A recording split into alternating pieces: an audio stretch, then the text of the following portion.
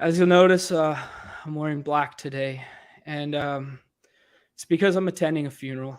I'm attending a funeral for your guys' lineups because you let me get CMC plus Chase, CMC plus Cup, CMC plus Adams this morning. Today, you let me have that. So we're here to stop that nonsense. We're going to tell the people there's no way you can allow this to happen in the BR streets, or I'm just going to get richer and richer and richer on your guys' dime. What are we doing here? Anyways, the Badge Bros are back, and we got some big, exciting news to share today. We got three things right off the hop right here. We got number one, you build it, they will come. Underdog, people are calling us influencers now. Underdog built a contest. They're a sharp company. They probably would have built it anyways. But it's kind of fun that just on our suggestion that the Monday night contest be incorporative of both games, and they built it. And it's going to be electric because it sets up a whole new dynamic. Do we block quarterbacks on other players? Do we incorporate stacks? How do we get the good run backs when everyone's chasing such a condensed player pool? Great stuff.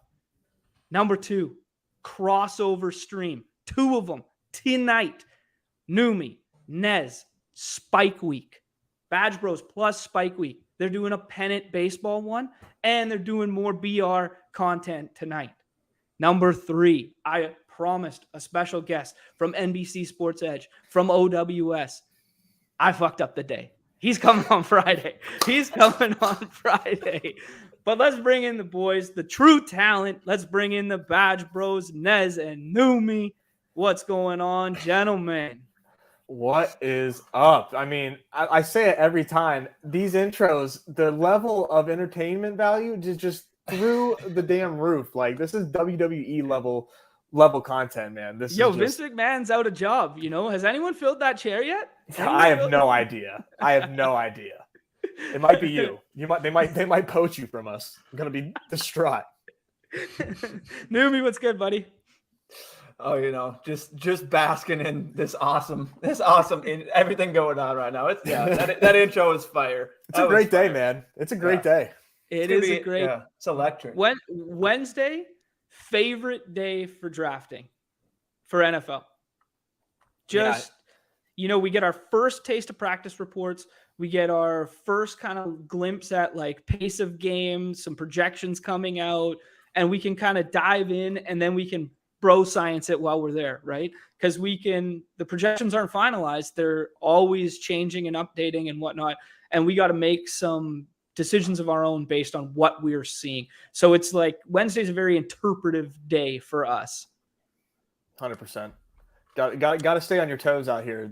With the landscape of the battle royales, if ADP is ever going to shift, is kind of important to keep up with, so you know who you need to increase your capital on if you are targeting a certain player. However, I don't think they've really updated.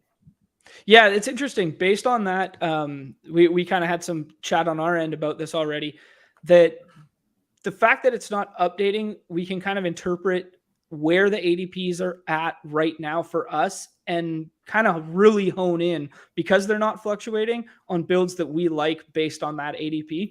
And for me personally right now, from a construction standpoint, I'm gravitating toward 2RB either late or waiting on one to come back with an elite one that I've paired in the second round. That's kind of where my mind's been going. Numi, what do you think? Yeah, ADP definitely did. Well, it shifted for me. I sent the pitch to you guys for that quick 30 minutes, hour, and then it shifted back to the the base, I guess, or the original ADP. We've been talking about it all week or all morning in Spike Week Discord. People have been talking about just they think the ADP is fake, like they haven't seen it move. But like I did have that picture, and you guys saw it, where Javonte moved down for that quick bit, and then went right, and then went right back. So it's definitely an algorithm, and it's definitely moving in some regard. We just don't know how accurate it is right now, or we don't really know. Yeah. It looks like the original ADP if you look at it, because I've been drafting since it dropped, and obviously I don't know the exact numbers, but it really looks fairly similar. Like George Kittle does not have an ADP, and I was inverted, pointed that out. Like, he's seen me draft him. He's been drafting him. So like, Right. Mhm. So it doesn't why make hasn't any this sense. player moved? Yeah. So it's interesting because then that incorporates a whole nother strategy on our end. If we don't think the ADPs are fully up to snuff right now, should we just keep getting exploitative and harping on targets that we like at the back end that aren't pushing up? Is that our approach right now, or are we trying to have a more balanced strategy That's and mix in yeah. some of these guys that are pushed up in ADP, but we do not believe belong where they are right now? Mm-hmm. My Yeah. exposures go in line with the exploitative strat, where I've just been Okay. taking the guys that are just at the end of drafts that I think are going to eventually have that. Then I think if ADP does drastically shift, these guys will all of a sudden be top 20, if not in the, you know what I mean? Like if not in that 10 to or 20 to 10 range, something like that. Like Yeah. I think when it shifts, the people that I am targeting are going to drastically move up. Yeah, I like that. I mean, I think that's kind of like my overarching approach to the season-long best ball was to be hyper exploitative in the beginning window, and then as ADP gets more efficient over time, then I switch to more GTO balanced strategy. So the fact that if I would look at total exposures and I would look in like, June and be like, oh my God, I have 42% Will Fuller. Like, what am I doing out here? And then pivot over time, I was getting 0% over here. So I end up with, 20 to 18% Will Fuller. So I think when we're quote unquote balancing a portfolio over 150 entries in this given week, that starting hyper exploitative right now before the market catches up makes a lot of sense. Nez, what do you think? Yeah, right now I'm going. I would say exploitative. I think I have over 100% exposure to Leonard Fournette somehow, if that's possible. That just does not. His ADP especially to me is just driving me crazy. I'm tired of staring at him at the top of my queue in the sixth round every sixth, seventh round every draft. It's driving me crazy. I need somebody take him so I can, or sixth round. Sorry, I got confused, but somebody please take him so I can stop, because I can't stop taking him and it doesn't make sense to me like at all. So that's one of the most like exploitative player, as well as waiting for CMC in the second round sometimes. It's just like it makes no sense. Yeah, I like that very much for especially those two targets, like very much so. But like even factoring in like we get no Godwin practice today, like they rushed him back already. They're not going to do it again. I highly doubt he plays. Right. So then now all of a sudden is Lenny heavily involved in the passing game? Like we know he's out there all the time. He's out there for all the pass catch reps. He's out there running routes. I don't know. You get in a trail game script. Does he get 7 targets? Like, okay, on top of floor on top of his rushing attempts that he's definitely going to get, even in the inverse. It's just, to me, he's just such a smash. He's just such a smash, especially when he's late. Like if just as a floor, that's almost what I like the most. Obviously, we're shooting for 50K here, but that floor is just phenomenal in my opinion. Just looking at that. Yeah, especially for a relative to ADP, right? Yeah, exactly. Numi, who you been smashing on the last couple of days here? I feel exactly what you just said, but with Alvin Kamara. Yeah. Like he just is. I mean, he's not even at the top of the ADP queue. He's just kind of buried in there. But it's like I just type him in. He's there. I'm like, all right, 6th round pick. I'm glad you brought him up, because personally, like I'm a little skittish right now of Kamara. Like I love the game environment. I love the offense, but this new offense that we've kind of seen, dating even back to last year, which when I was on ship chasing, I don't know if I asked it on stream, but I asked like Pat, like I was very bullish on Kamara. I was like the suspension news, that came out, and I was like, and he hasn't moved. I was like, what's the deal? And he kind of brought up some inefficiencies in his age, which I discounted the age, but the inefficiencies on offense, I was like, okay, that's a little interesting. Last week I know he was hurt. So I'm not really trying not to like factor that in, but like I do wonder, like with these weapons Jameis has, like Kamara's target share hasn't really been super high lately, and that to me is like a little concerning. And he's rushing more, and now we have Taysom Hill as a possible like goal line, like goal to go type of back. Truthfully, playing as in the wild card, I really worry about Kamara's like old upside. Like I wonder at what point do we kind of have. He's worth the gamble because I like the game environment, but all of those factors in like really have me kind of like worried about him.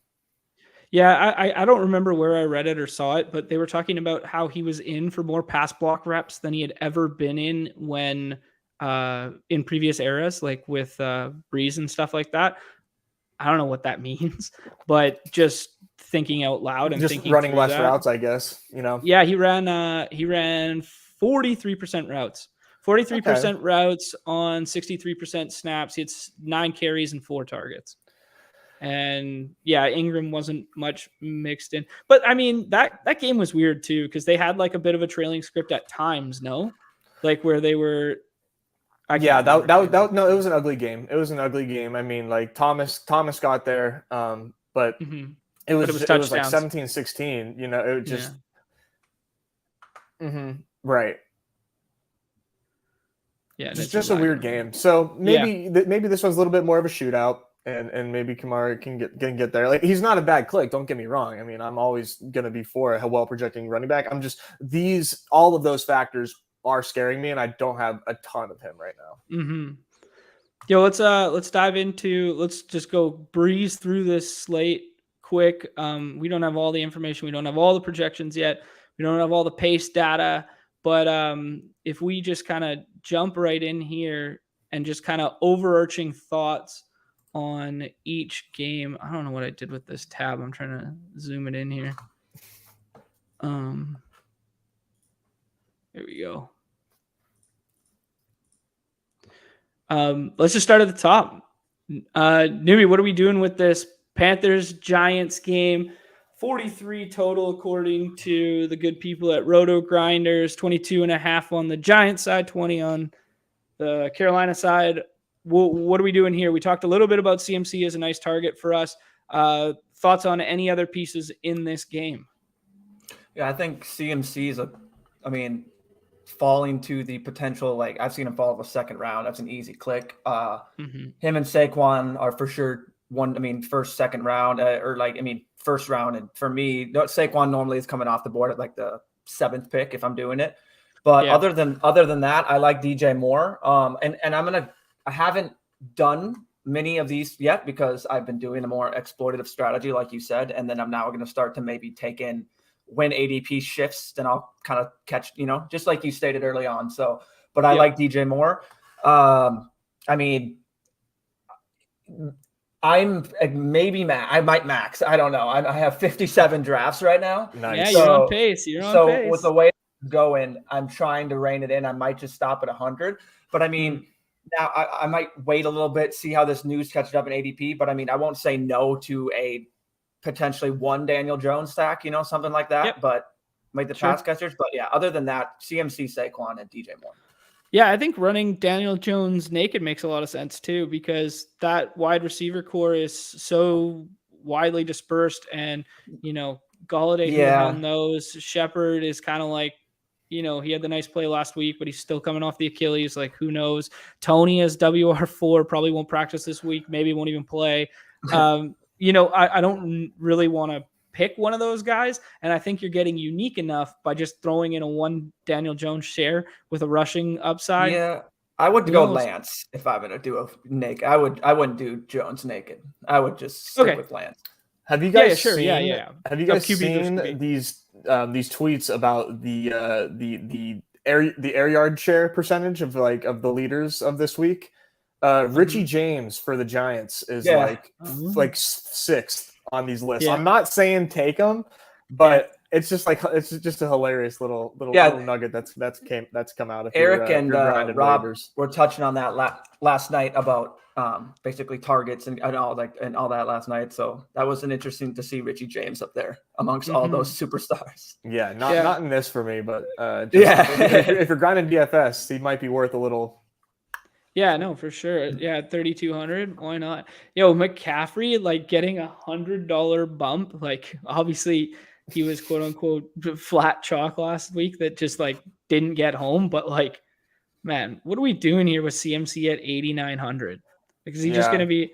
Is he just gonna be 100% owned in cash games again?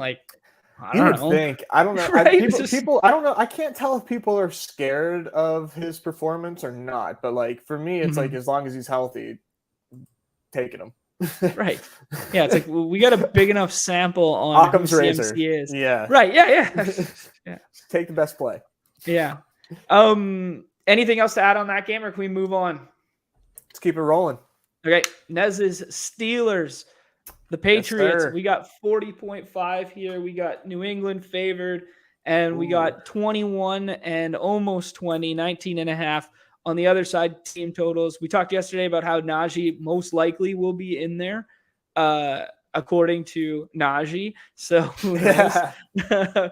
But yeah, I don't know. I'm kind of just, this game for me personally is just kind of like, if I get some Najee late as like those second running back builds, I'm kind of fine with it. Deontay's target share was beautiful, and he's clearly a talented player, but his ADOT is just so damn low. Yeah, what are you guys thinking here? Nez? I think from a betting standpoint, it's strange that the Steelers are not favored in their first home game of the season against the suspect Patriots team. Like, I really, really don't get that. Like, JJ Watt obviously is a huge part of why the defense is phenomenal. He's gone. TJ? TJ. Okay. I was like, sir, you're the rest They're of the same guy. defense? They're the same picture. They're the same Yeah. picture. But I really think that the Steelers can kind of attack the Patriots and be all over them. And at the first home game, it's gonna be crazy. It's gonna be crazy. I like Najee. I do want to get more clarification. I do want to see him practice, because you don't have to take him right now because he's not being drafted. So you can wait and take him as the last pick when you get confirmation, because I don't think people are going to take him even if he's practicing. And I really like Deontay Johnson as well. 12 targets last game. I don't think this Patriots defense is that good, so I'm taking him as the last pick sometimes, because he doesn't get drafted at all. And then on the Patriots side, there's not a whole lot to be bullish about, really. Yeah, no. If you want to get Q, go ahead, but I'm good on that. I think maybe like for DFS purposes, the Patriots side, but in this contest, it's tough. Like with no Ty Montgomery, that like maybe Ramondre, but it still remains to be seen. You know what I mean? And like, I'm not attacking Mac Jones in the passing side, so. I am excited about the Ramondre stuff, but I don't want to be like the first one there. It's okay. Let somebody else be the first one there. It's a great point about Najee, by the way. Thinking you can wait, you don't have to take him now, because that is a great point. I don't think many people still, even if he's ruled good, I don't think he's going to get a bump. Yeah, I don't think he'll be steamed that much compared to others. That's a good point. And running back so deep this week, in my opinion, like just in these 6-mans, like it's objectively. Yeah, objectively, yeah. Yeah, a lot of the alpha wideouts. True, your opinion, it is. A lot of the alpha wideouts are gone. Yeah, that's what's interesting to me, is the alpha wideouts that are here for us. Yeah, very similar in regard to last week's slate. Like we were saying the same thing, right? Interesting note on that New England backfield. Like you guys are talking Ramondre. Like Ty outsnapped him last week with 35% of the snaps, 2 carries, 4 targets. Ramondre got in there for 26% of the snaps, but he had 8 carries. So second in that backfield. Like Harris was 39% of the snaps and 9 carries. And Ramondre got in there, and when he got in there, they just fed him, which is, I don't know if there's anything to note there. It's just kind of I need to read my stealing signals blast that came out. Ben Gretsch always does an amazing job of summarizing the usage of especially running backs. So, and he has different definitions of the type of usage that they get. So for example, like if they were getting like rushing carries that aren't in like the green zone, like those are called like trivial rushing attempts. So I want to check that out, and then I'll get back to you guys and see what he says about the usage Ramondre got and how he's feeling. Because that is something to keep an eye on. Perfect. Next game on the docket, we got Bucks Saints, 44.5 total according to RotoGrinders. I think it's kind of low. But we talked about how we love this game environment right now. 23.5 getting on the Bucks side, favored in New Orleans, getting 21.5. We talked about how we love Lenny and we love Kamara as late round running back targets right now. Is there any reason to get different in here? Are we stacking different ways? Are we getting to Jameis? Are we getting to Michael Thomas? Have you guys got unique with this outside of the obvious Evans and Lenny and Kamara?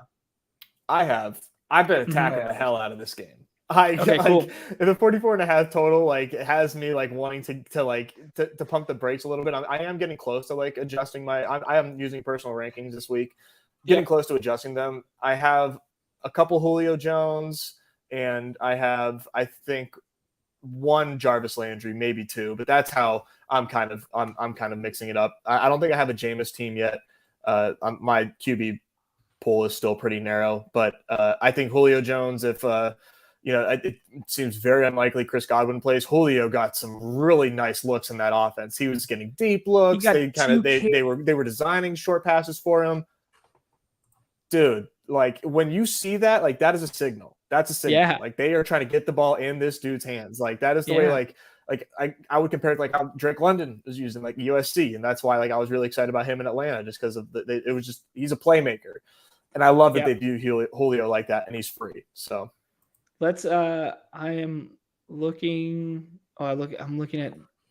Hold on. Yeah, Numi, what else you got to add on this contest? I agree with Nez. I'm in lockstep with him there. I have 2 Jameses out of 57, 2 Tom Brady's out of 57. So I'm not like fully it.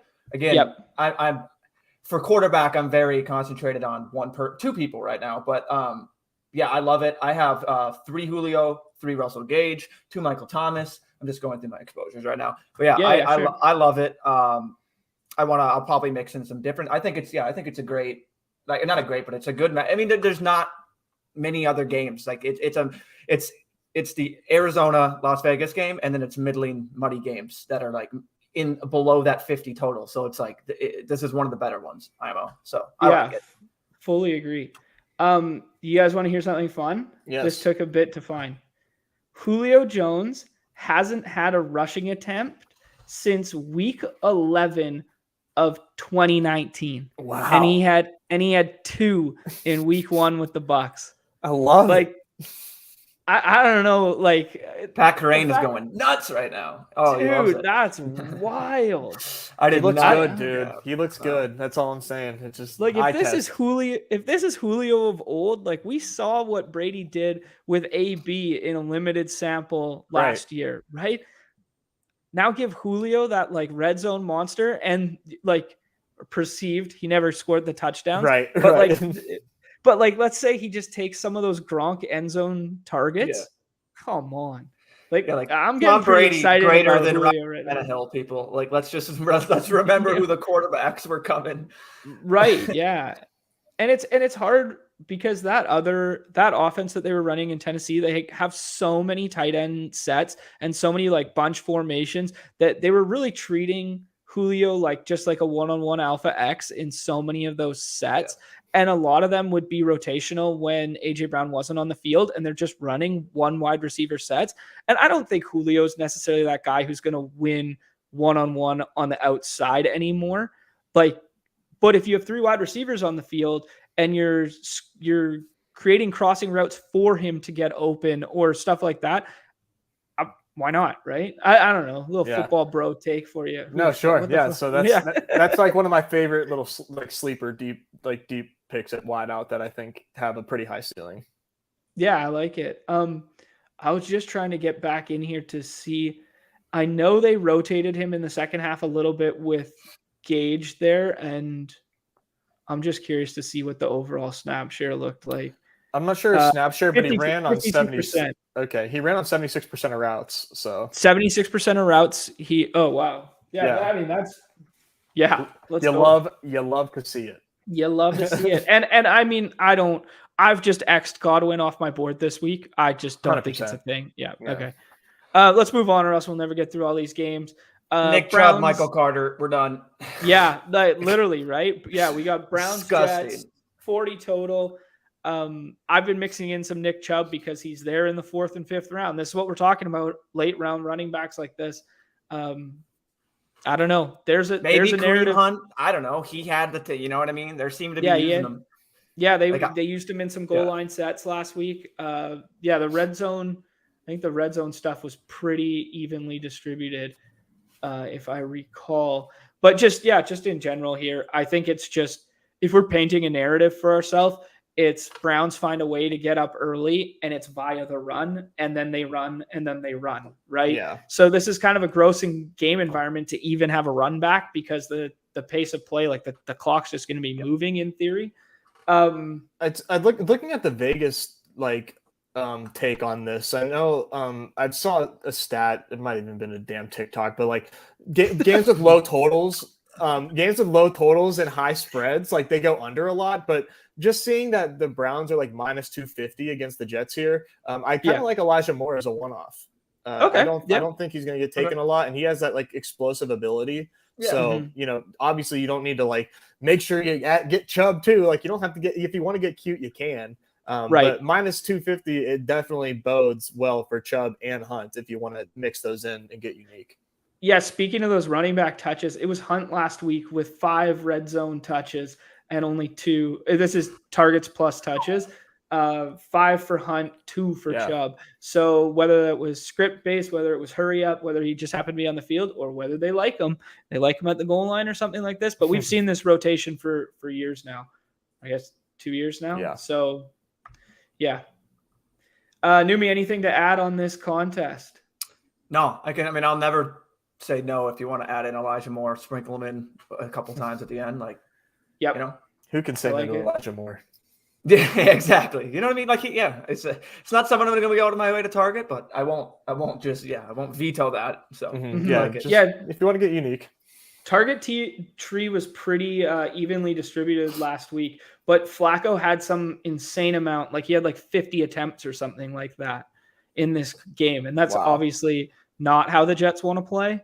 Of course. I'm just doing it top of mind, but I'm pretty sure it was damn near 50. And the targets were like 9, 8, 7, 6 between the 4 wide outs, including Braxton Brios at the end there.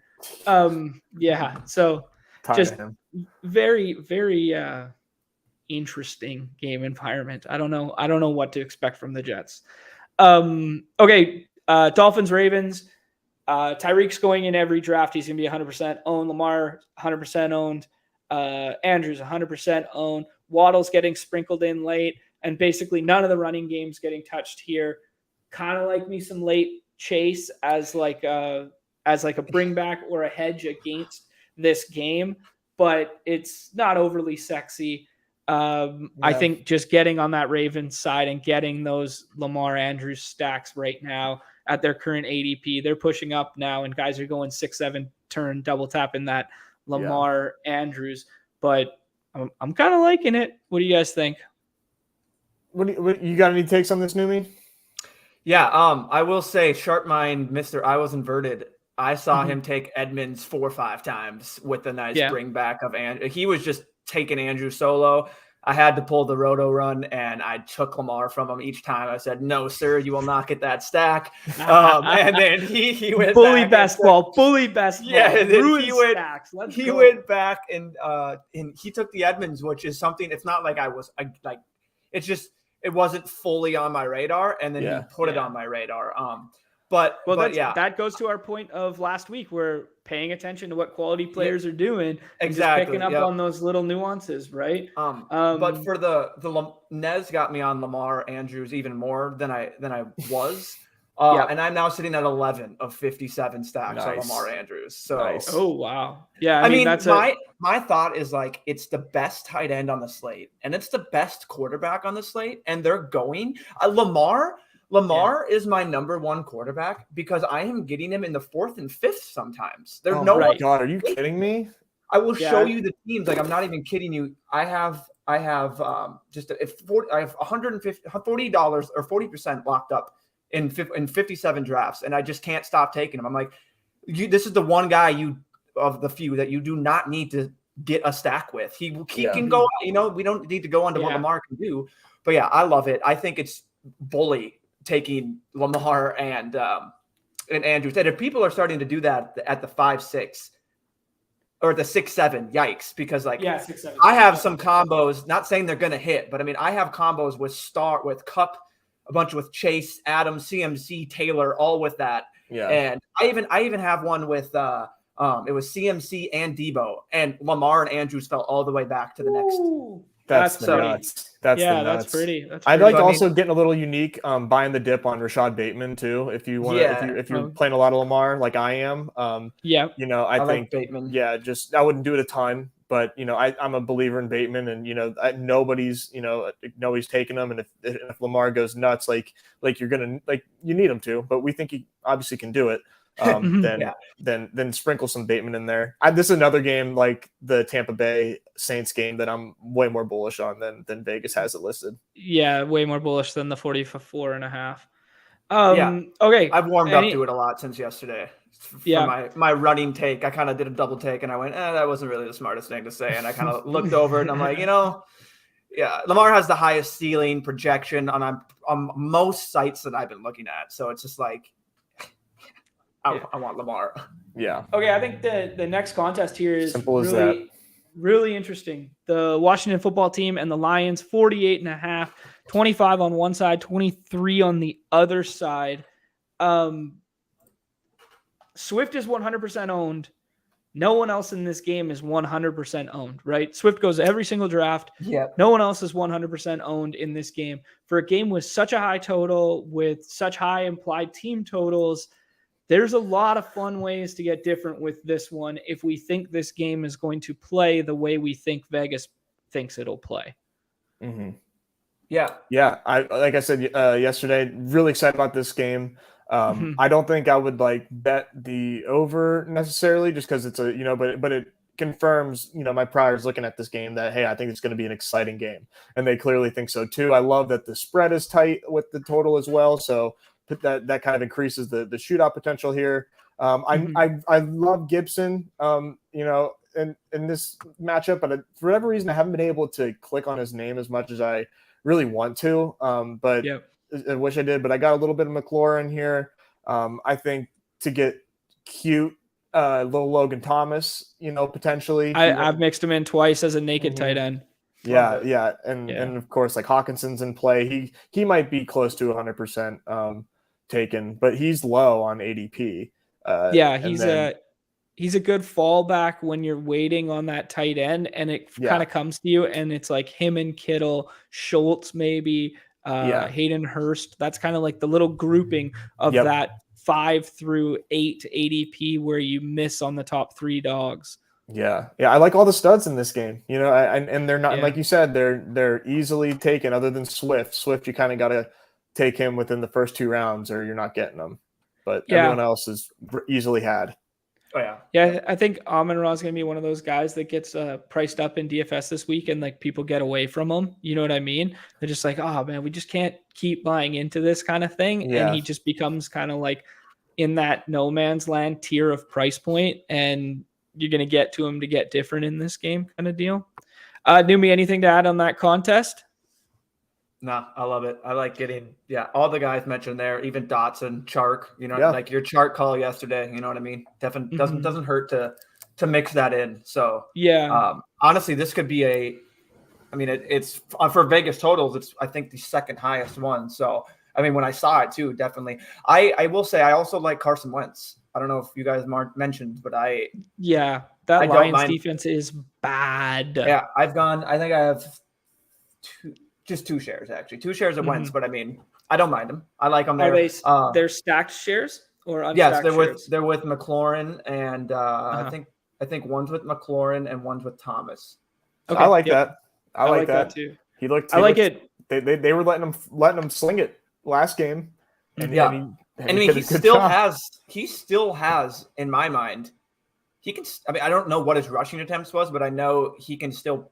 He still wants to sometimes bring that ball down and get rushing, and you know what I mean? So he's a crazy guy on the field. So if he's down in that goal line, all of a sudden he'll just tuck it and run. Like, he's not scared. He'll put his body on the line he's pretty nuts when it comes to just not letting himself just get destroyed. He in fact loves the contact. He's like Andrew Luck. Exactly. He's like, bring it on.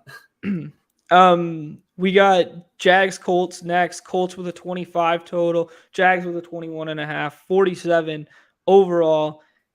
Taylor's 100% owned, and he gets drafted in the first 2 picks every single time, basically, maybe first 3. Outside of that, in this game, I'm seeing bringbacks. I'm seeing Pittman as 100% owned in the second. He's pushed up to the second a couple times, second/third, and kind of just like as a leverage off Taylor, I imagine. Like he's a good play in his own right, but I haven't seen many of them go together.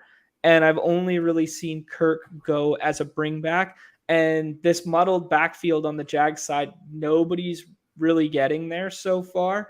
Might be a fun way to get different with like ATN or something like that late, but don't know that we have to go that deep in the player pool. What do you guys think?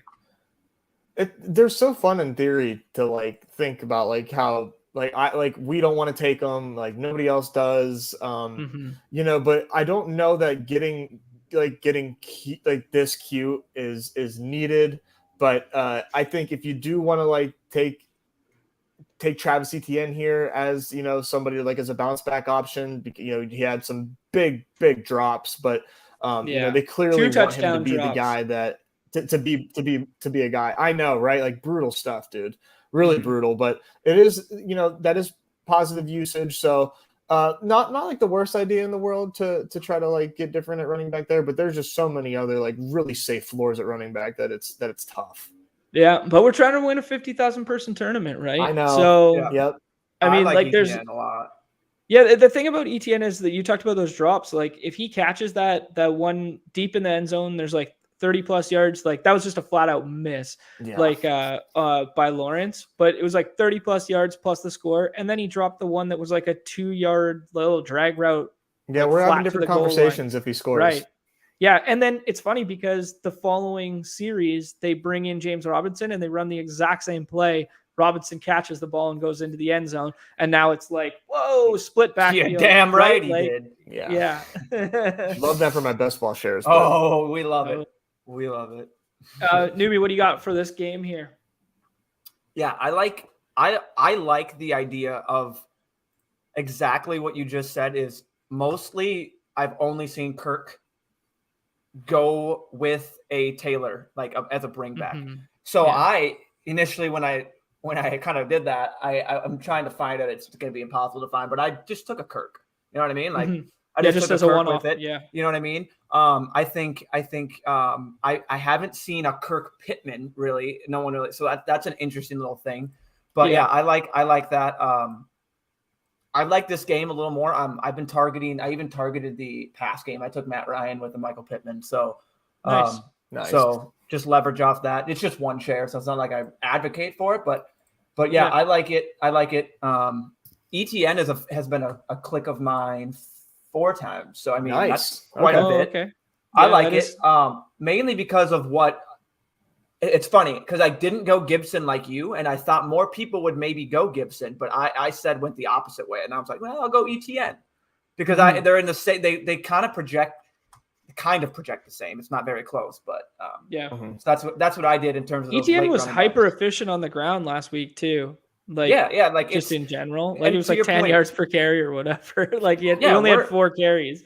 We're trying to win the big contest, so it's not out of the realm that Travis Etienne is in there and you need him. You know what I mean? Like it's right. So like he was a 3rd round pick a week ago, right? He's a 3rd round pick, not in the BR. So I'm talking season long.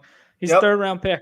Yep. And now all of a sudden, you know, we see one game, see one backfield split, we see whatever. Are we ready to write off the fact? Like if he catches those 2 balls, everybody's patting themselves on the back going like, yo, what a great 3rd round pick. We're so sharp, right? Like look at him in week 1. Look at how hyper efficient he was, right? Yep. Imagine when he gets the volume. It's just like the narrative shifts on a dime based on the results. You're so right. Yeah. It's going to be I'm guilty of it. It's going to be a fun year with all of these like backfields like Swift, Williams, Javonte, Melvin, all of these just like, oh, you know, like if you didn't get that opportunity and then someone, the backup comes in and takes a touchdown, it's just going to be, it's going to be a dynamic year for the, it's kind of fun to see how the NFL has like pivoted where like the bell cow running back is not really a thing anymore, but like the alpha X wide receiver is now that bell cow running back. Right. Yeah, and they put him in the slot, and they now understand where to put him. So then your the matchups are ideal. Yeah, I saw that today. It was just like I think now we understand the NFL has caught up with literally looking at ideas. You know what I mean? Because it was like a Cooper Kupp, Allen Robinson. It's like, well, when Cooper Kupp's going to be put in these scenarios and he's most likely going to win the matchup, you're going to get the ball to Cooper Kupp. Like, right, exactly. Like if Allen Robinson is in that spot doing what Cooper Kupp does, which is not what Allen Robinson does, he's going to get the ball. So it's just, Right. Yeah, no, it's just fully, coordinators are understanding how to get their big guys, not just on an island the entire game. So, which brings up a really interesting dynamic for these contests, because it talks to how we were talking about if we lock down some alphas, like some of those big rule, like obviously they're going to be 100% owned guys, but if you're able to lock down 2 of them, and then we just back shot pick with running backs, like Darrell Henderson could be the guy this week, right? Like Kupp scores, Kupp scores, 1 for 125. And then, Higbee gets another touchdown and Matt Ryan somehow scrambles one in and they're up 3 scores and it's just Hendo go time, right? Like, okay, maybe that's the path. Maybe that's the narrative, right? Yeah. And like to your point, I think basically like it's just basically, I have like a tangent for those superstars for the Monday night contest. How I'm treating it is I want to get 2 superstar wideouts. Right. Basically of the Jefferson, Diggs, Brown. I'm just bypassing quarterbacks as much as I can. And I'm just trying to get 2 of those big guys. And then hopefully it's a Derrick Henry and Dalvin Cook don't break it. And you can just get a running back to put in whatever. That's how I'm taking it right now. Exactly. Not to go on a tangent, but no. I think it's a great analogy and it's a great thought process to share because I think that's a really sharp approach to the game to me. Let's jump into the next one. We just touched on Hendo a little bit there, but let's dive a little deeper in here. Falcons, Rams, classic, nice, sunny, outdoor LA game, 47.5, 29 on the Rams side. Basically just currently projecting for a Rams get right spot after that tough, ugly looking game against the Bills. Noted friend of the show, Brad, jumping in here, asking our thoughts on Darrell Henderson. Started taking him last night. Akers doesn't seem like a threat. Similar projection to Fournette and undrafted. I think that just goes with what we just said about him is this with the total, with the implied team total, with the way this game projects or potentially sets up, why can't Hendo be the guy for 85 on the ground and 2 scores, right? Yeah, I perfectly put. Like it if you didn't understand what we just said, like 5 minutes or 5 seconds ago with your point, go back because you put it eloquently and it goes right into with Hendo. Like any one of these running backs, like yes, you have the obviously slate breakers in your Jonathan Taylor and CMC and the guys up there, but like you have guys that can put up adequately those numbers and that can do that with Hendo and all of these running backs back there. So the whole wide receiver heavy running back slate, Hendo falls exactly into that. It's perfect. Yeah, he's the perfect quote unquote 0 RB build target for a BR team like this, right? Like if we start from that 6-7 if we happen to get like a falling Chase plus Debo from there, okay, what about Hendo as leverage off of Kupp, and we have 2 alpha wide receivers? Hendo played 82% of the snaps last week, 13 carries, 5 targets, but he ran a route. And granted, this number will naturally be inflated because they're in a trailing game script. But the point being, he was on the field. He ran the most routes of all wide receivers, 78%, or all running backs, 78% last week. I don't know. Yeah.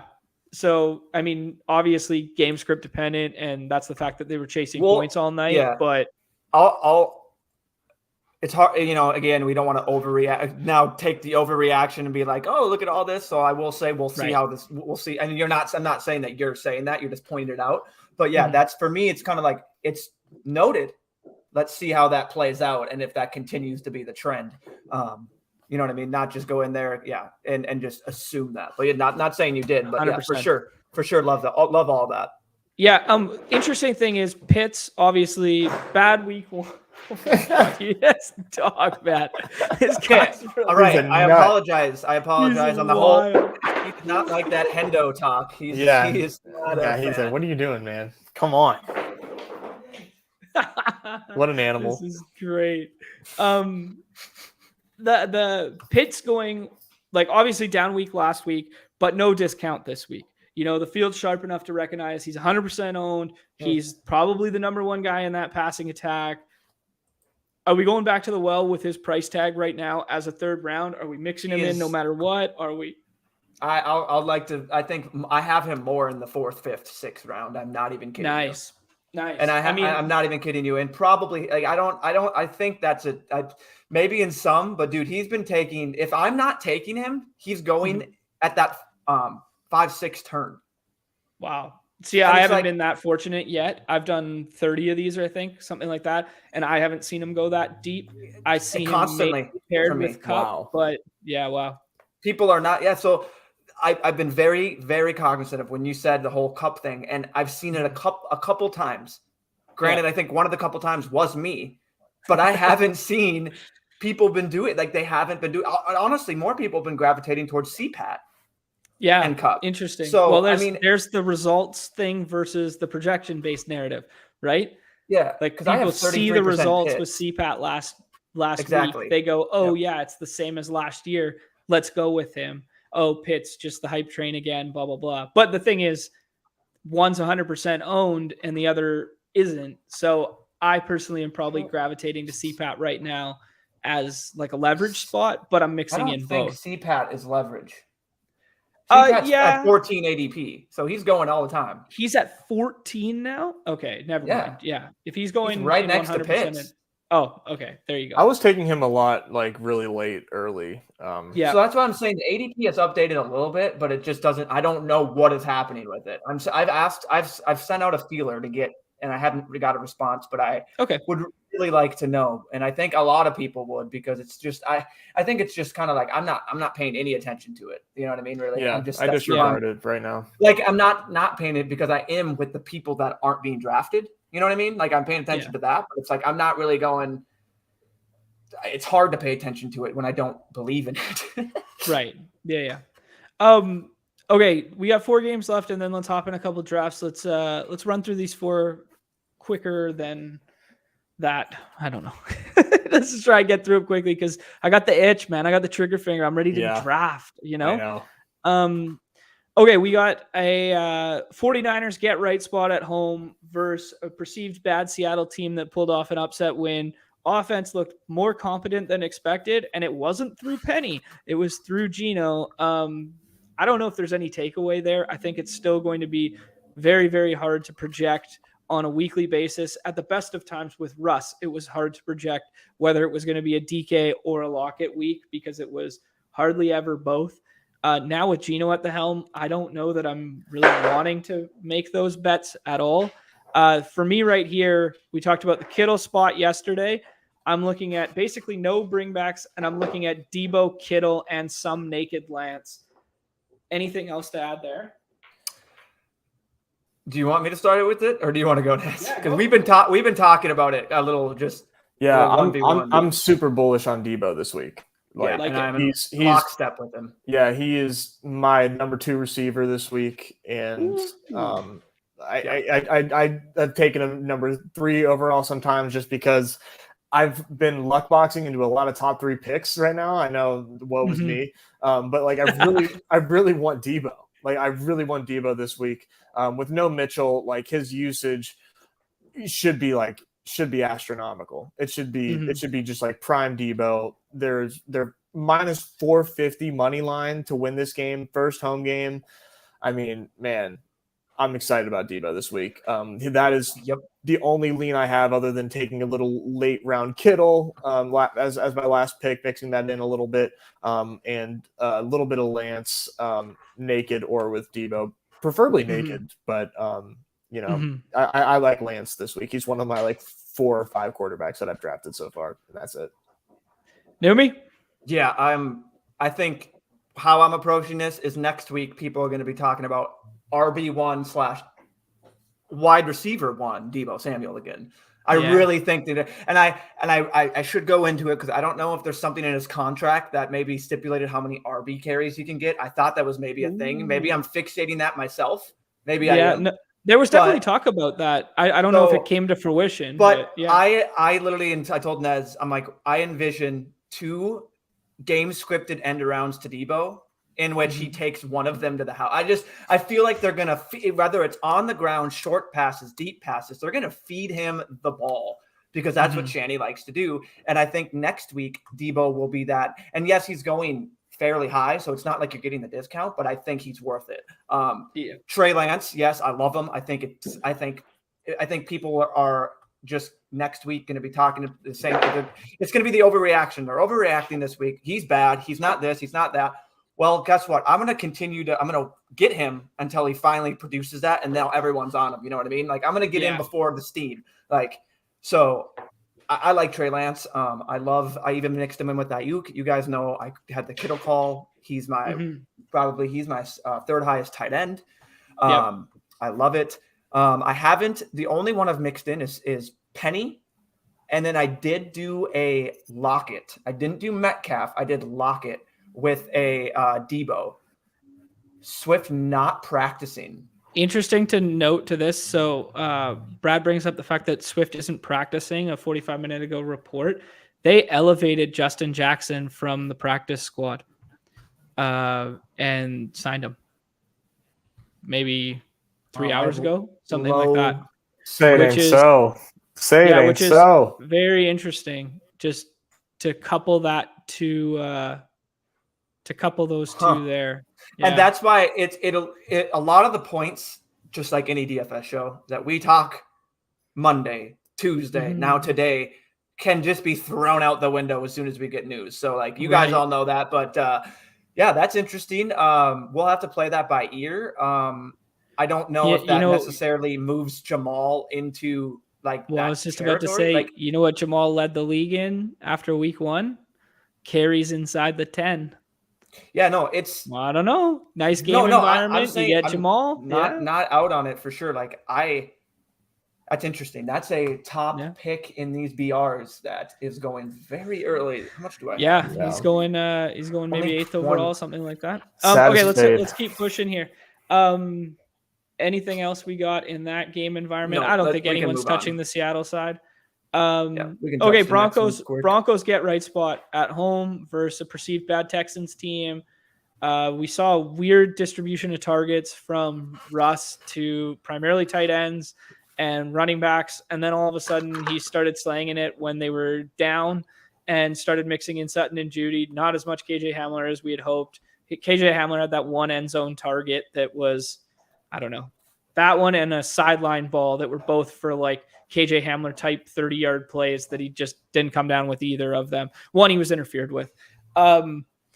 This game, their ADPs are high, but the way in which they're going and being stacked, I am not seeing a ton of doubles. I've seen some like, Russ plus one of the wide receivers or one off with the wide receiver, or Cooks is right beside Sutton and Judy. So you see people on like the turn double tap that game stack, like with the one and then the bring back. 27.5 total on the Broncos side with heavy favorite numbers. What do we like here?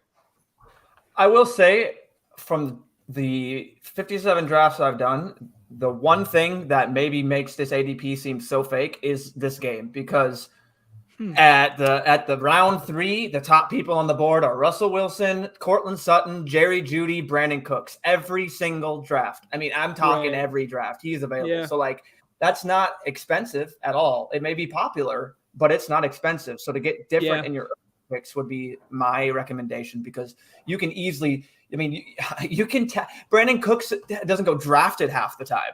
Right. Like he just doesn't go drafted. So you can easily get the Russ, whatever wide receiver you want, wait as it come back, get Cooks. So, I mean, popular, yes. Expensive, no. So that's an interesting little thing that's going on with there. Because, they're sitting there in the late 20s with their 15 ADPs more often than not.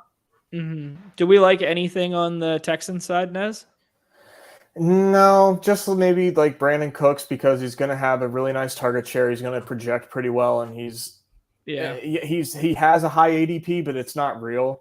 Like he goes pretty much undrafted in all mine. I have a couple Cooks on the Texan side, and then I like mixing in some Russ stacks here. Javonte is really expensive, but he looks great. I think you can maybe get some Judy in, but I'm not really targeting this game much. Just truth be told. Yeah, that's fair, especially if you're taking Debo in that range, because if you're taking Debo on that front end, not to say that there's any correlation between the two, but just the way that ADPs are working is Debo and Javonte and Swift are all kind of like in this little pocket. And if you're choosing between those and you're taking Debo, like we're gravitating towards taking Debo, it's leaving us low on Javonte. And Javonte could kill us this week. Like he could kill me this week for sure. Yeah. Like it's definitely a range of outcomes to be like 18 carries, 4 targets, 120 yards and 2 scores. Yeah, smash spot for him. Absolutely. Smash spot. Yeah. Another guy that's sitting there half the time that makes no sense for the ADP because he's sitting in the 20s with a 6 ADP more often than not. Javonte? Yeah. What? Oh yeah. See, I haven't seen him fall that far. Yeah, so me neither, I'm sitting here, and the game that is always available to me, or more often than not, is that full game. He's going ahead of the other ones, but yeah, his 6 ADP makes 0 sense. Yeah. And then the one thing I'll say about the Houston side is Rex Burkhead played 72% of the snaps. This whole Damon Pierce pushing up to the 5th and 6th round in the best ball season and stuff. I thought it was chalk donk bullshit, and I have damn near 0% in the best ball streets. Like, go ahead. I know he's good draft capital, and they released players, and he pushed up draft boards. Like, yeah, go ahead, have the running back on a shit team like that. But whatever. I'm full fading him in this game right now. I hope he kills me. I hope he kills me. Lovie Smith has been like really weirdly talking about like how like it was a big mistake not to give him the ball more last week, and now he's going to change that. I'm not planting my flag on him. I'm just saying Lovie Smith, just for whatever reason. I mean, like coaches have no incentive to tell us the truth, but he for whatever reason is on like an apology tour. Yeah. On a team that the coach doesn't really have any incentive to win. I don't know. That's tough. Yeah, that's also true. Yeah. It's hard to run the football when you're trailing by 3 scores. I mean, that'll do it. But but be damned, Lovey's going to do it.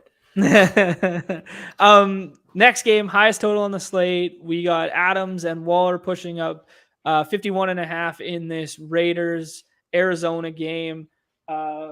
Both of them coming off week 1s where we didn't see fully what we wanted to see outside of maybe Adams. Marquise got in the end zone. Connor has really nice usage numbers, but a lot of nice high drafted pieces in this game. Where are we gravitating towards? I like the pass catchers. I think Devontae looks like an alpha. I mean, he's obviously going first round, like if not like at the turn in the first. Darren Waller, 100% drafted. Josh Jacobs, I have one share of him just because that's my boy. But otherwise, it's not. I thought Hunter Renfrow was your boy. What are we doing? Yeah, you can have 2 boys on the Raiders. Are my team. The Raiders are my. I always have a team in 2022 that like I just like gravitate towards, and the Raiders are them. Okay. I don't have Devontae. I everybody's good. Everybody's good. I don't care. Yep. Arizona though, I am not targeting James Conner like at all. That's probably a mistake. But I really just have I like all the other running backs that I'm able to get more, considering that he doesn't really last as late as some of the guys that I like a lot more than him. But Zach Ertz taken quite a bit. I really like him at tight end this week. And Hollywood Brown also. I think this game. I like this game. I do think that it lives up to its hype. Unlike the last time, the last week when the Raiders kind of blew us like with that high total against the Chargers. Wasn't a fan of how ugly that game was. But I think this is different. I think this is different. Okay. Yeah. I mean, very similar. We talked about yesterday how the spot is very similar to last week with Raiders Chargers, where it's like all these targets are pushed up, all these guys are in there. They're almost all going to be 100% owned. It's just whether you can buy them at falling ADPs or not. Numi, you like it? Yep. I have a little bit of Connor. I take him when he falls. So I like to take that in case the game skip doesn't go, basically to hedge against the people taking those stacks if that game skip doesn't maybe go as what they like. But yeah, I think, Kyler seems very available half the time. If I was inverted, is not in the draft, and he's not double tapping Brown and Kyler. But Kyler is usually slipping to the fourth. Easy take for me there. Marquise is sometimes slipping with them. So right. I mean, I like it. It definitely get different if you're going to do this game, but it's definitely it's something I like to attack. Greg just touched on the chat. Like, I don't know how to really approach him at all. Like, who? Greg Dortch? How do you pronounce his last name? Dortch. Dortch. So, like, I know. What did he have? Like 8 targets or something last game, or he led the team in targets and receptions. Did he lead it? Yeah. So how much of that was garbage time after? After the game's out of hand, and they brought in Trey McSorley too.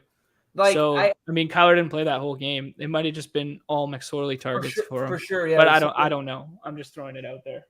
Yeah, and like you'd like to think that in a competitive game, they're really not going to rely on Greg Dortch. So, well, who knows? He might be emerging. He might be a thing. Yeah, for sure. He could be this team's Andrew Beck. So exactly.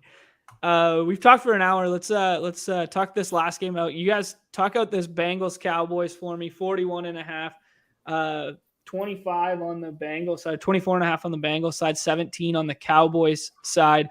Pieces we like and stuff. I'm gonna get this dog sorted out here. For me, it's give me CD or give me death.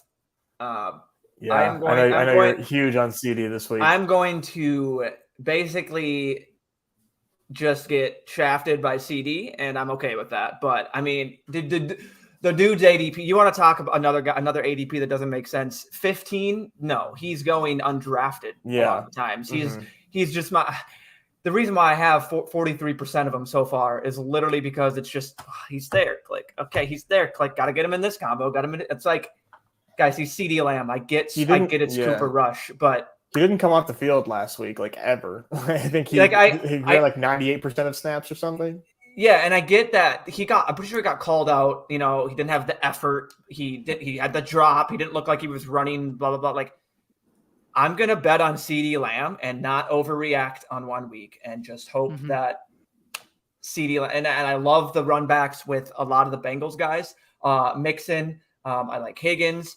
Another guy that I've been meaning to bring up for this game, just touch on, is Tyler Boyd is interesting if Higgins is ruled out. Yeah, I haven't done Boyd yet because it makes no sense to me if Higgins is in. But if Higgins is out, Tyler Boyd becomes someone I'm very interested to click in those later rounds. So, am I on mute still? You guys hear me? Okay, no, I got you. The note that just came out on that was limited practice Wednesday, waiting to clear protocol. So I imagine non-contact jersey Wednesday, Higgins? and then correct. and then waiting, he's in concussion protocol, right? Yes, exactly. Which is quite promising in my opinion, like for his prospects to play. I think so too. Yeah, I like concussion. I mean, I don't, but it's better than a nagging injury of some sort that he's just got to clear the concussion protocol. He's mostly good to full go. You know what I mean? Like, yeah. But does Higgins have concussion, like reoccurring concussions? Is that something for Higgins or no? Am I just making that up? That's a good question. I don't know. Yeah, definitely something to be aware of. I don't know offhand. I don't know why it feels like he does, but because Numi just said it. I swear, I was like, he seems like a guy to like be a little like to like keep an eye on. I don't know. It just he gives concussion energy. Oh my god. We're straight vibes. That's hilarious. Hey, that bro's giving off real concussion vibes. Yeah. On the Mixon note, I only have 2 shares of Mixon so far. Let's see here. It's ankle, shoulder, hamstring, ankle. Got no. You sound like Jameis Winston right now. So it's a symmetrical. Yeah, no. Yeah. But no, all connected to. Interesting about that game in general is, okay, hold on. We're in the draft now. We're at the 103, 6-man, one of the $5 for the 50K up top. What are we building here? Adams, Chase, Mixon, Debo, CMC. What do you like? I don't have a 13 lot seconds. of Saquon, but I feel like if you want him, you got to take him here. I would probably lean like one of our stud wide receivers here, either Devontae or Debo. Either one Okay. of the 3 top wideouts.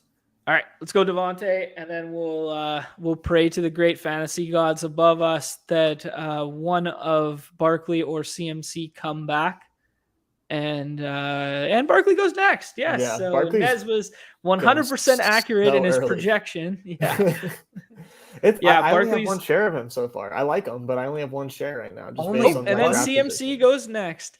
You know what's interesting is we were talking right there about the Mixon thing. Is his ADP is 4.5. It's above the Saquon and CMC right now, and yet I've routinely seen him fall in my drafts to like mid-second, mid-late. Late second, so, yeah. So I kind of like him as leverage in those lineups that I don't get chase and bet on Mixon kind of thing. And I think Mixon CD is fine. I think Mixon by himself is very fine. And just betting that game environment is him. And one thing, Mixon's usage was so encouraging. And I know the numbers are propped up by the fact that the game went to overtime and blah, blah, blah, and they're trailing. So, of course, he's running more routes and blah, blah, blah. But 27 carries and 8 targets, 76% of snaps. He was in there for majority of the third downs when the game was close in the beginning. Well, I mean, it was close throughout, but majority of pass catching snaps, like those third down reps, he was in there. Nice. That guy is. I kind of think it's fun. Who is the end? Yeah, there? no, it's going to be interesting. Roll yeah, Tide? They're heavily favored. Yeah, he auto drafted there. Okay, so who do if we you like see here? On the top of the queue, we want. We got Javonte, Waller, Connor, Pittman. We could do some form of leverage, or we could go with what my heart is screaming for right now. Yeah. Mm-hmm. That's what I like doing. All right. I doubt we get Lamar. Say that again, Numi. You cut out for half a second. Oh, I doubt we get Lamar. Yeah, I mean, I'm tough, willing to take a little. I'm willing to take a little gamble on this. But I'm still willing to take Andrews unstacked. Yeah, so it's not like I'm not out on that because. And one thing I'll point out about taking Andrews in the second, like I have him as my tight end 1 for the week and that sort of thing. And if you get him naked, it's fine. If you run into the Lamar stack, it's better. And if you get Tyreek as a run back, it might be kind of chalky, but that's almost as nice a pairing as Lamar plus Andrews is in my mind. And if you miss on both, Waddle's free in the last round if you want to build that way. Or Chase is free. Yep. Yeah, Chase is free in the last round as well. So there's a lot of fun ways to get around Andrews without having the direct stack. It's just all I'll point out with the Andrews in the second round right exactly. now. Yeah, that's something that just adds to why he's such an attractive target in the second round. It's just very easily built around. And especially in so close. So your close. Shiny teeth. I gravitate towards Tyreek here. I think Tyreek's kind of underpriced right now, and I think he stands out of like the Marquise is kind of fun as a bring back, but I think Marquise Adams is going to be very chalky. Not to say Tyreek Andrews won't be, but this is where my eyes gravitate towards right here. Mm-hmm. Yeah, I'm with it. We're all three in agreement that this game environment is better than what it looks on in the team totals. So speaking to Dolphins, Ravens, and it's just even with the game environment, like we're targeting the people that can, even if they do put up what they expect, these guys are the guys that are most likely going to put up those scoring points. So it's not like we're going, you know what I mean? So even regardless of the game environment, I still like it. Yeah, I like it. I mean, you have one Tyreek, just to the house, and then all of a sudden you just have Lamar right back on the field, and they just like to go. You know what I mean? Like, So, I would love to see Javonte Williams make it back to us. I was literally just gonna say that, but I didn't want to say it out loud. Exactly what I'm saying. In case the Twerkinator is in our stream, he's got two RBs, so it doesn't matter. Exactly. But this is what I'm saying with Javonte, dude. This is my scenario with him almost every draft now. Interesting. Okay, well, I'm gonna queue up to Javonte because I think that's a really nice That's a really nice piece if we can get him right now. Yeah. But regardless of getting him with this pick or not, this is speaking very true to form with what we were discussing earlier, where it's like we isolated 2 alpha players at the wide receiver position. We isolated alpha tight end, wanted to get the stack, missed the stack, and then we're waiting on running back. And because guys earlier had multiple running backs already and stuff, we're just falling. Javonte just maybe best matchup on the slate, maybe best environment for a running back on the slate, and he just falls right into our lap. Can you hit the in draft the 4th board round. real quick? I think we Yeah, might be sure. the only team left without a Q. Okay, great. So we can punt QB until the last round. We should probably look at QB targets just so we're not like scrambling. But it's nice to know that we can wait for our very last pick and that it should not be QB next. Yeah, so Carr's gone, which would have been our natural like stack pairing with Adams, but that would be everybody's natural stack pairing. This sets up nicely for a double stack with Tua and Waddle, which might be just insane. But I gravitate right now to going Lenny Brady. Was Brady gone there? No, Brady's still here. Yeah, I mean Lenny Brady. I like seems it. like a really nice. We were talking up Lenny as one of our favorite targets. We get a couple dump offs there. We get Brady. We don't know whether he's going to pick between. We're hoping for a Julio game, not an Evans game. So Waddle goes. I know it's popular to take. I still like Lenny over Hollywood, but just to get like double. 2 games correlated, but I kind of like here. Brady let's do this. But, okay, Lenny Brady is one avenue. Let's do what you said.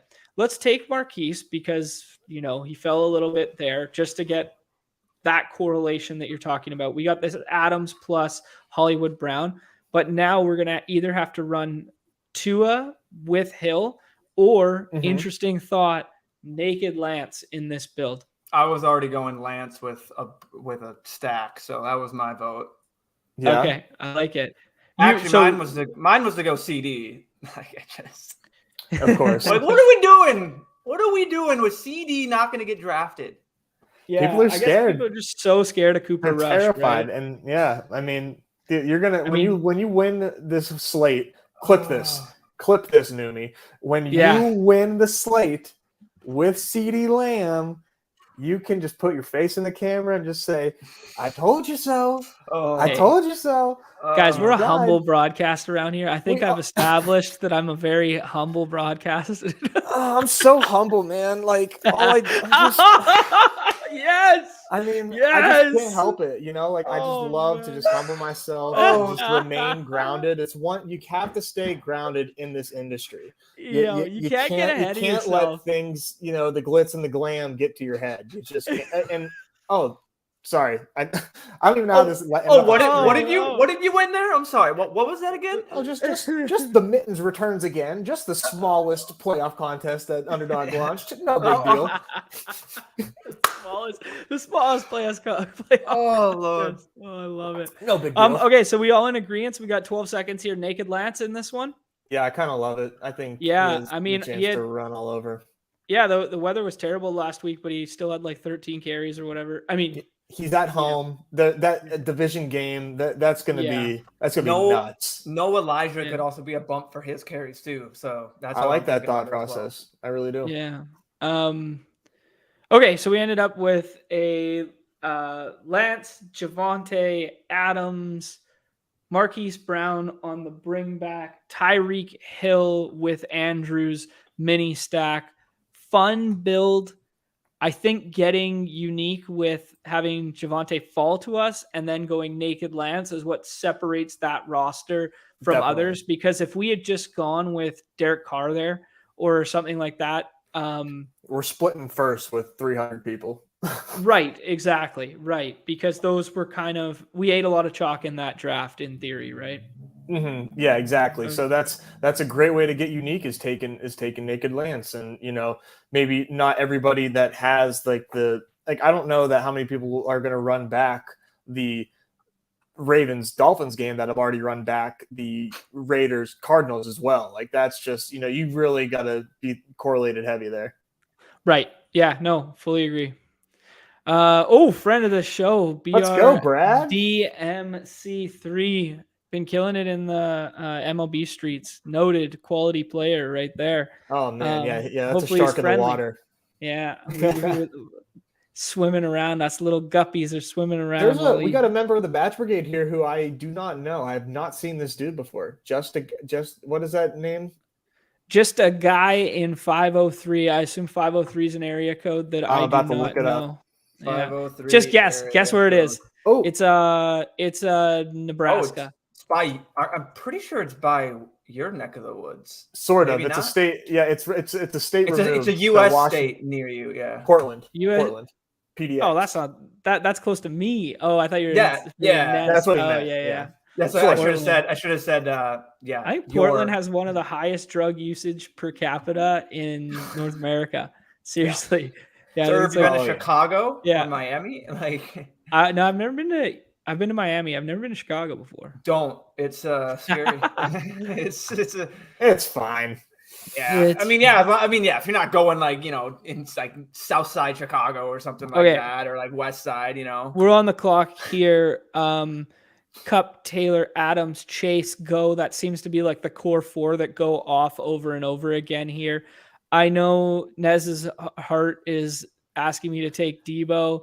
Yeah, but Saquon and CMC are interesting too. I think we can get Debo on the way back, maybe. Okay. All right. Well, let's take CMC and see what happens. I think it's interesting because the way CMC's ADP sits is I've been experimenting with just clicking Debo because his ADP is ahead and then just waiting for CMC to come back and hoping they click the other four running backs, especially when it's like a screen name that I don't recognize. I don't know if there's any legitimacy to that thought process. It's just my little like bro science poker game theory in my mind. There is people are more apt to click, recreational players are more apt to click higher in the ADP and they feel safer about it. I would say that's true more often than not. I think that's the right way to play it. And but we end up with exactly what we wanted. Yeah, we end up exactly.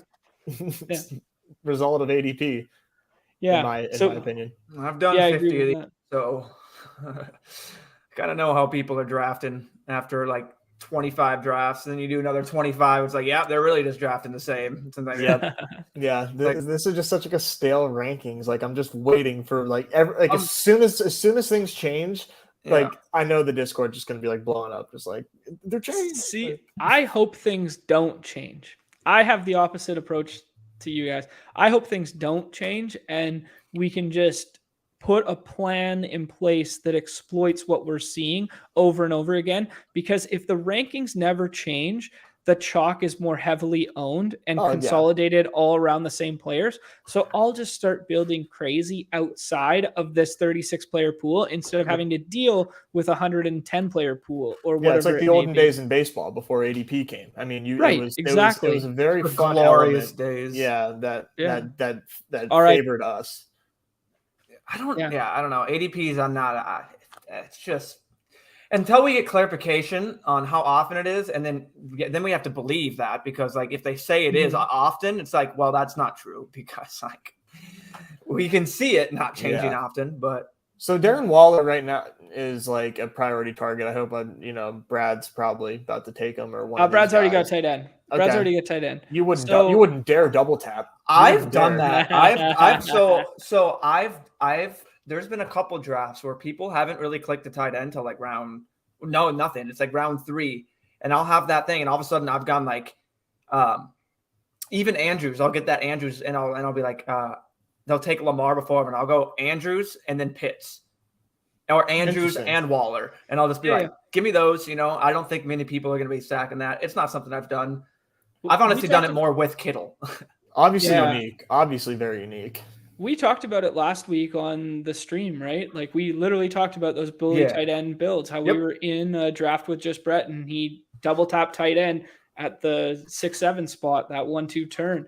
And why not? Right? Like, no one else. It's instantly unique. We know they're alphas with the same, not the same ceilings necessarily, but with large ceilings. There's no reason to say they both can't put up 25 in a week and nobody else is going to have both. I don't know. What are we looking at here, gentlemen? I like Mike Evans a lot here. Okay. Yeah, I mean, obviously, everybody else feel free to speak up, but no, you don't have to twist my arm with this. Mike Evans, when we get this TB stack back, I think the nice thing about Debo CMC start is you don't feel compelled for any run backs or any correlation baked in. And you can kind of just start picking, okay, what kind of game do we want to backstack here, or what do we want to do? And why not target the game that we've talked routinely about in this tap? And the thing by taking Evans is he's the highest ADP target. And now we have Lenny to fall back on. We have Brady to fall back on. We have Taysom Hill if we really needed to get there. We have Kamara. I mean, there's a lot of nice pieces here. But what we do with this next pick is, like, in theory, going to be like a reach unless we go just eat this Javonte falling again. For me, it's unstack Kyler. Unstacked Kyler. Okay. And Hollywood is still there too. I mean, potentially making his way back to us. And he's not even unstacked because you can still go Ertz, but I like Kyler here. I think I'm in agreement there. Okay, sure. I mean, it's not something I would have entertained at all with this build, how we had it right now. Just, I mean, you're getting elite QB that you don't need Evans stacked at all, and you're getting a guy that has rushing upside, which we talked about in our previous one. So, like, yeah, you open yourself up. This is like obviously a hit the nuts build. You know what I'm saying? Right. Yeah. I mean, if they're going from behind or just anything in general, I mean, Kyler's going to run through, and not the offense runs through Kyler. Like, unless they get James Conner, but like.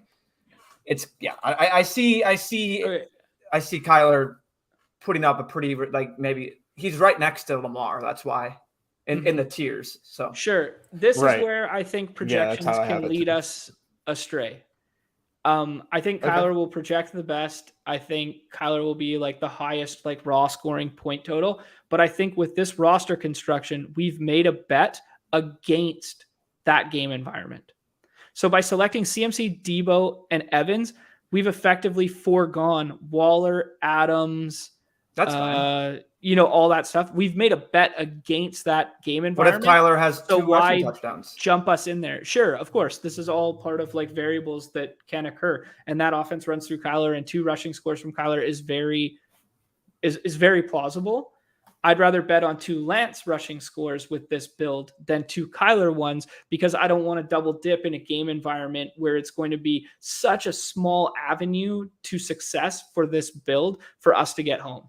That was just, like, my overarching thought process. But now that Marquise falls to us, I have to, in my mind, stack with either Marquise or Ertz in this build to make it make sense. I would opt for Ertz because I love to get cute, and I think Ertz is such a nice play here. I know that line was saved by a touchdown, but get him another week healthier. The thing is, if we don't take Ertz here, who do we take at tight end? Right? There's not necessarily a correlated piece. And now this still opens the door for us to – I wasn't paying enough attention. To your Trey Lance point, you would rather have Trey Lance with 2 rushing touchdowns on a team with Debo? Yeah. I mean, how does that make any sense? I don't understand how that makes sense. I would prefer it as like it doesn't have to get home with 2 rushing touchdowns. So you can get home with the correlation as well. But just like an overarching thought process about it is I don't want to bet on a guy who's going to be 100% owned in a game environment that's going to be 100% owned to be the highest scoring player in that game environment, and then my other pieces be more high scoring than those players in said game environment. Because by betting on Kyler in that spot, the only way we can get different and Kyler get home is by his rushing upside, right? And that's just such a narrow avenue. I would rather have taken Tua in this build with like a Tua Waddle back end stack, because then I know I'm scoring points in a unique fashion opposed to scoring points that everyone else is attached to. I'm with you on there. I do like to have like a piece, especially Kyler.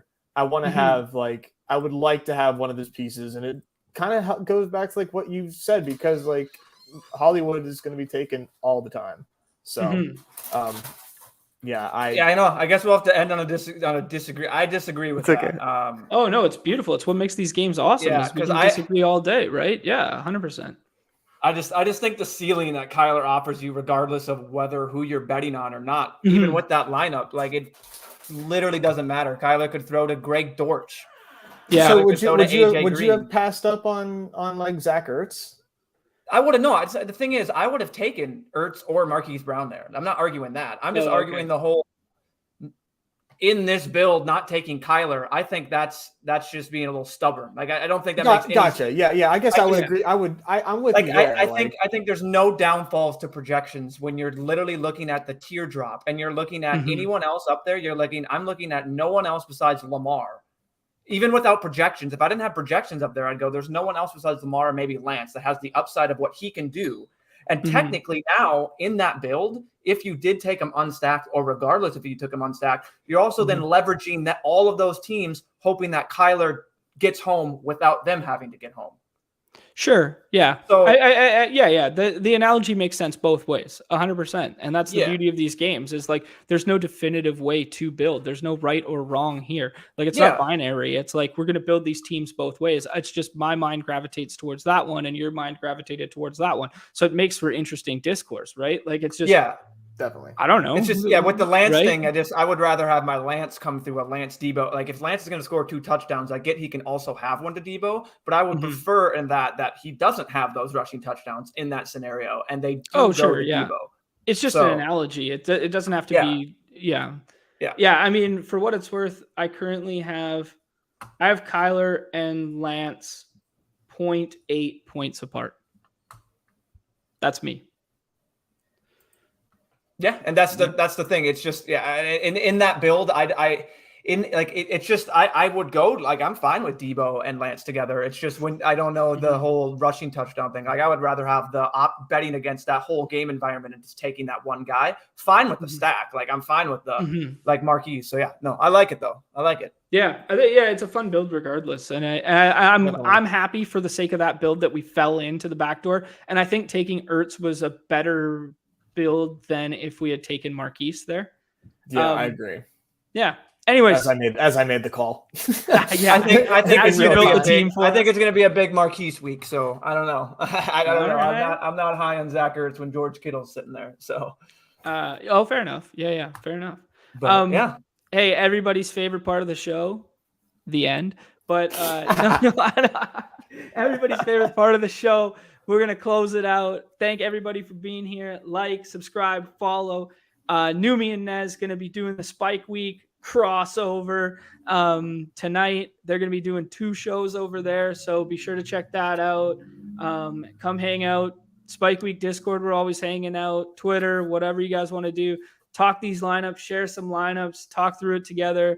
Appreciate our loyal viewers, and time to hit the clips.